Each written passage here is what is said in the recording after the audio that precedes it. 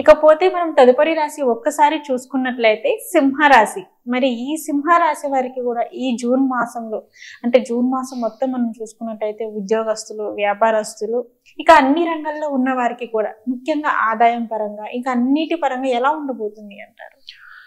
సింహరాశి వాళ్ళకి ఈ మాసం దాదాపుగా ఒక 60-70% శుభ ఫలితాలు ఉన్నాయి. కానీ ఒక 30-40% మాత్రం ఖచ్చితంగా ఇబ్బందులు ఎదుర్కొనే అవకాశాలు గోచరిస్తున్నాయి.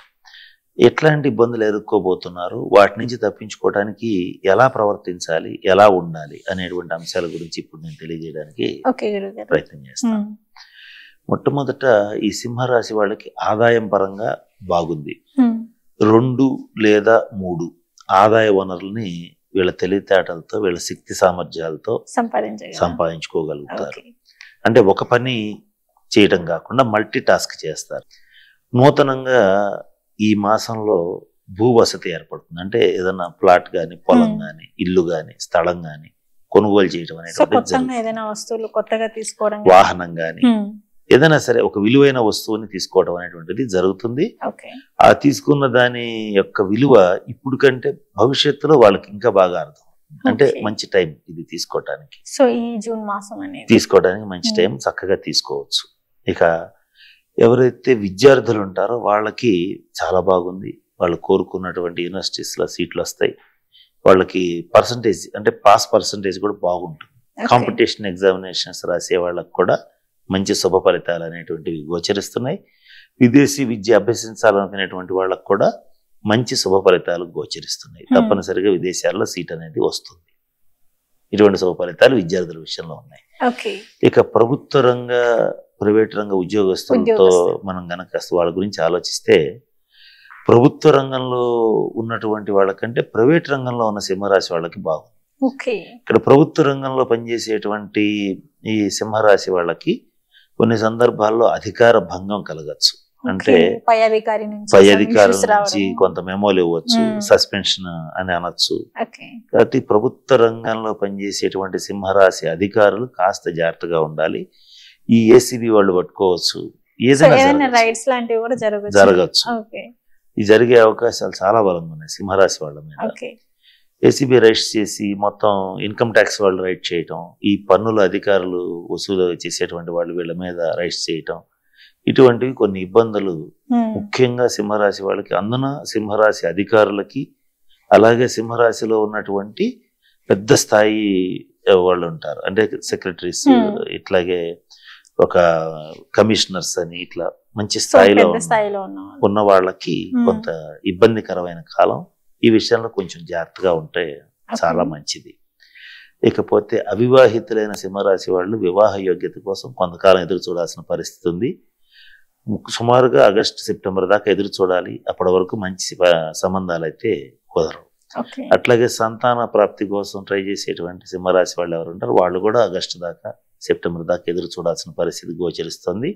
ఆ విషయంలో కూడా అంత అనుకూలత లేదు. ఇక ఎవరైతే ఇండస్ట్రియలిస్ట్స్, ఇన్వెస్టర్స్, ఇండస్ట్రియలిస్ట్స్ వీళ్ళు ఎవరైతే ఉంటారో వాళ్ళకి చాలా బాగుంది. వాళ్ళకి మంచి ప్రాజెక్ట్స్ వస్తాయి. వాళ్ళకి వెనక్కి తిరిగి చూసుకోవాల్సిన అవసరం ఉండదు. కాంపిటీటర్స్ మధ్యలో, అంటే వాళ్ళకి ఒక పెద్ద ఇన్ఫ్రాస్ట్రక్చర్ చేస్తున్నటువంటి ఒక పెద్ద ఇండస్ట్రియలిస్ట్ ఉన్నాడు అనుకుంటున్నాను, సపోజ్ పెద్ద వ్యాపారవేత్త. ఆయన కాంపిటీటర్స్ ఎవరైతే ఉంటారో మార్కెట్లో వాళ్ళని సునాయాసంగా దాటుకుని ముందుకు వెళ్ళిపోతారు. అట్లా మంచి ఫలితాలు వాళ్ళకి బాగున్నాయి. అలాగే విదేశాల్లో ఉండేటువంటి సాఫ్ట్వేర్ రంగ నిపుణులకి మాత్రం అంత అనుకూలంగా లేదు. ఉద్యోగ భంగం కలిగే అవకాశాలు గోచరిస్తున్నాయి. ఇక మరి ముఖ్యంగా చెప్పాలంటే రైతుల విషయానికి వచ్చేటట్లయితే సింహరాశి రైతులకి మొదటి పంట అంత అనుకూలం కాదు, రెండవ పంట అనుకూలంగా ఉంటుంది. ఇక మరి ముఖ్యంగా సింహరాశి స్త్రీల విషయాన్ని గమనించినట్లయితే, సింహరాశి పురుషుల కంటే స్త్రీలకు బాగుంది. ఇంటా బయట వీళ్ళ మాట చలామణి అవుతుంది. సామాజిక సేవ చేసేటువంటి స్త్రీలు, అలాగే కొన్ని సంస్థలు నడిపిస్తుంటారు, అంటే కొన్ని ట్రస్టులు నడిపించేస్తుంటారు. వాళ్ళ ఆ స్త్రీలు ఎవరైతే ఉంటారో వాళ్ళకి చాలా బాగుంది. ఈ మాసం సింహరాశి స్త్రీలు గార్డెనింగ్ మీద, అలాగే టూర్స్ వేయటం మీద, వీటి మీద బాగా శ్రద్ధ వహిస్తారు. ఇటువంటి ఫలితాలు వాళ్ళకి లభిస్తున్నాయి. ఈ టూరిజం డిపార్ట్మెంట్కి సంబంధించి, రవాణా శాఖకి సంబంధించిన సింహరాశి వాళ్ళు కొంచెం జాగ్రత్తగా ఉండాలి. వాహనాల విషయంలో మరింత జాగ్రత్తగా ఉంటాం అనేటువంటిది ముఖ్యంగా చెప్పదగిన సూచన. ఓకే. ఇక పితృవంశ మాతృవంశ సూతకాలు వచ్చే అవకాశం ఉంటుంది. ఓకే. అంటే పెద్దవాళ్ళు ఎవరన్నా, తెలిసిన వాళ్ళు, బంధువులు, బాగా దగ్గర వాళ్ళు ఎవరైనా వెళ్ళిపోవటం, ఇటువంటి కొన్ని ఇబ్బందులు సో కలిగి ఇట్లాంటి సిచ్యువేషన్స్ జరిగే ఛాన్సెస్ ఉన్నాయి. బలంగా గోచరిస్తున్నాయి. ఇకపోతే ఎవరైతే స్టాక్ మార్కెట్స్, స్టాక్ బ్రోకింగ్ చేస్తారో వాళ్ళకి కొంతకాలం ఎదురు చూడాల్సిన పరిస్థితి.